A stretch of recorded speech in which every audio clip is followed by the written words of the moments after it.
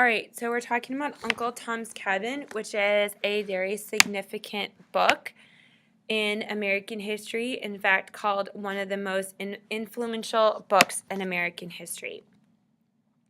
It happened in 1852, so 2 years is when it was published after the Fugitive Slave Law.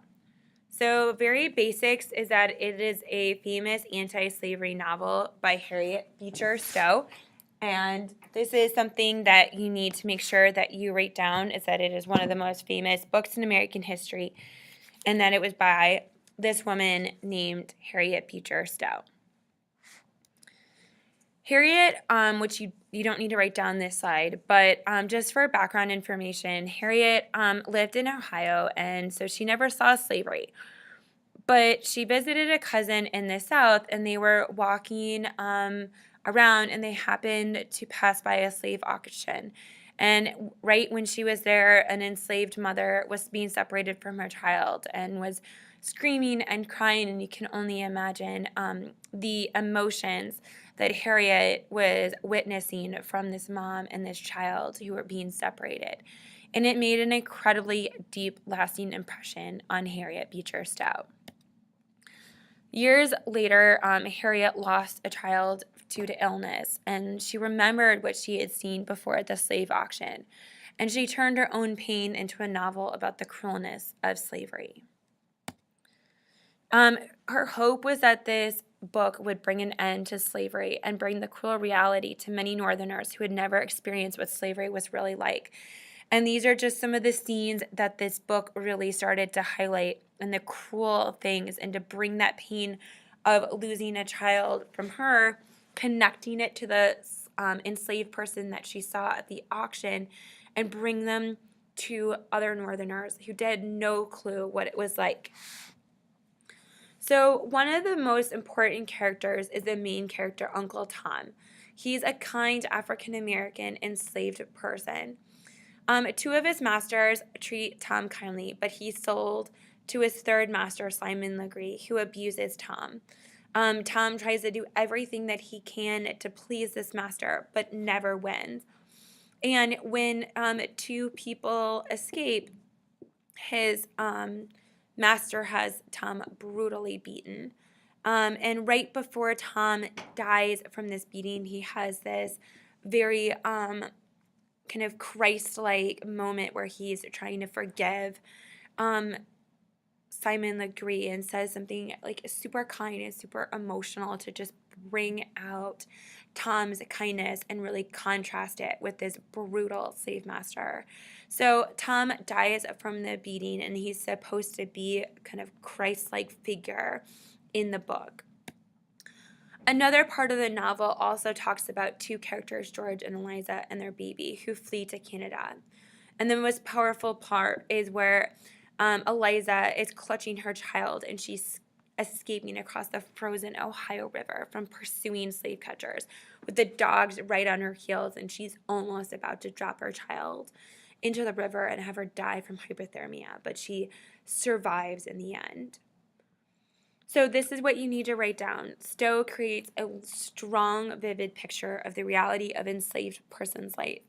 It made it personal, and it made it come alive for many Northerners who were appalled and deeply moved by her novel. It got a lot of people converted to the cause of anti-slavery, and really made a huge impact on people.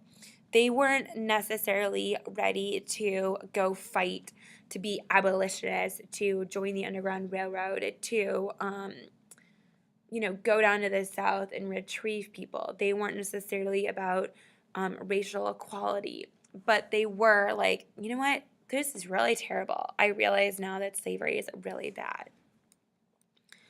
And it definitely scared the Southerners deeply, and they banned the book in many states and called it lies. Lincoln is quoted of saying to Stowe, "So you're the little lady that started the Civil War."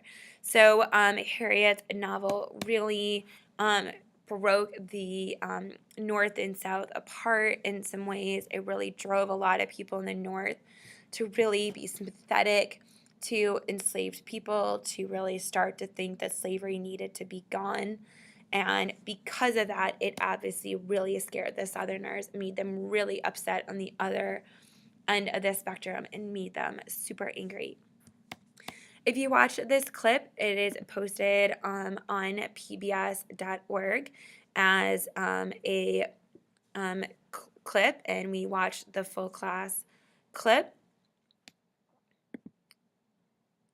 in here.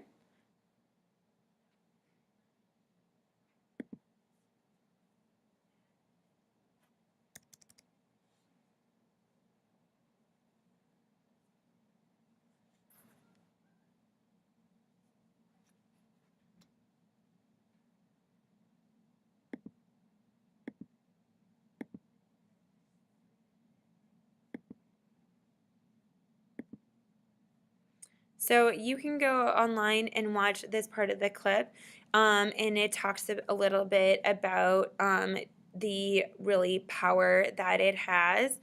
If you and you know, it really is one of the most popular books and the most influential book in American history.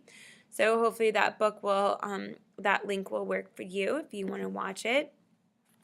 Also, if you go to Google Classroom, there's a reading that summarizes what I just talked about in words and kind of the basic summary of it. So it talks about the 300,000 copies and really powerful.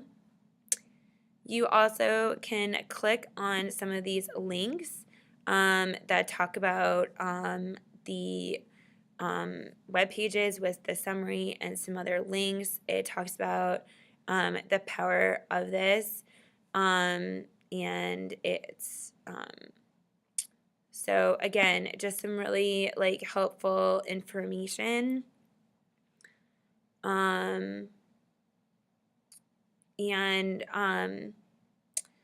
Zedekind says, you know, though slave narratives were immensely popular, the anti-slavery document that would reach the broadest audience was written by a white woman named Harriet Beecher Stowe. Stowe was less threatening to white audiences than were African American ex-slaves. Her anti-slavery message came in the form of a novel, although it was more accessible to a wide audience. It was called Uncle Tom's Cabin. The response was enthusiastic, and people clamored for Stowe to publish the work in book form.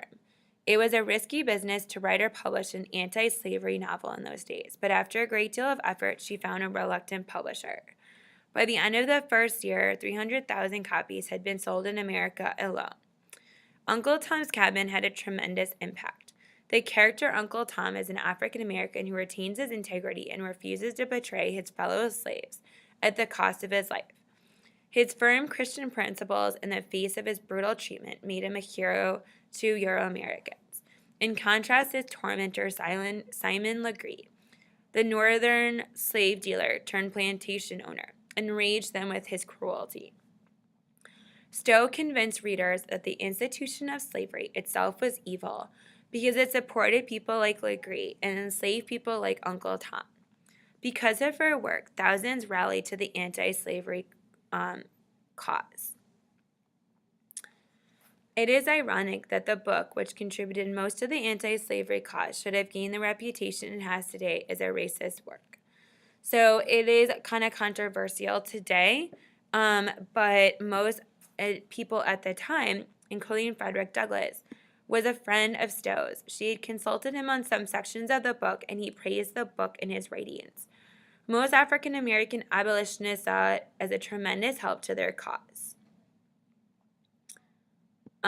So again, she definitely got some criticism for it, but it was really popular. So this might help you answer your last discussion question. So after you answer and react,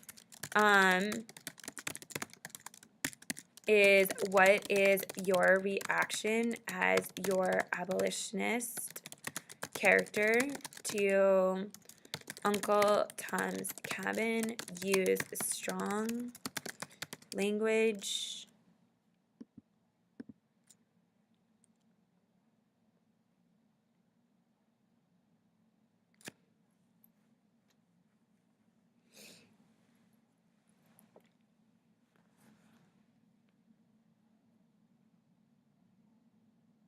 Okay, so it likes to crash on me sometimes. So the first discussion question is react to Uncle Tom's Cabin as your abolitionist character. What I really want you to do is really emphasize and be creative. Use really strong adjectives and verbs. Really talk about how horrible life is, and then really talk about how because of this, what are you feeling? Are you super what are you feeling? Are you super excited by the this idea of Uncle Tom's Cabin gathering all these people together? And really kind of embellish and exaggerate as your abolitionist character. This should be more of a creative piece. You could do it as a poem. You could do it as a letter or a journal entry. You don't necessarily have to do it kind of more of as a straight discussion. So that would be one way to do it. So apparently now the link is even gone. But the discussion question said, let's try this again. Question: what do you think of Uncle Tom's Cabin as your abolitionist character? Get into the mindset. Use strong language and adjectives. Be creative. Make it a poem or a journal entry. The second journal entry question is, what do you think is the best method of making change in 1852? Should the American Anti-Slavery Society support other book writers, newspaper publishers, playwrights to display the evils of slavery? Or is there a better method? Think about this article. Think about this article might be really popular, or really helpful in the ways that slave narratives became really popular and was really powerful. Sometimes they also did lectures. And this one says the slave narratives provided the most powerful voices contradicting the slave owners' favorable claims concerning slavery. By their very existence, the narratives demonstrated that African Americans were people with mastery of language and the ability to write their own history. The narratives also gave Northerners a glimpse into the life of slave communities, the love between family members, the respect for elders, the bonds between friends. They described an enduring, truly African American culture, which was expressed through music, folk tales, religion. Then, as now, the narratives of ex-slaves provided the world with the closest look at the lives of enslaved African American men, women, and children. They were the abolitionist movement's voice of reality.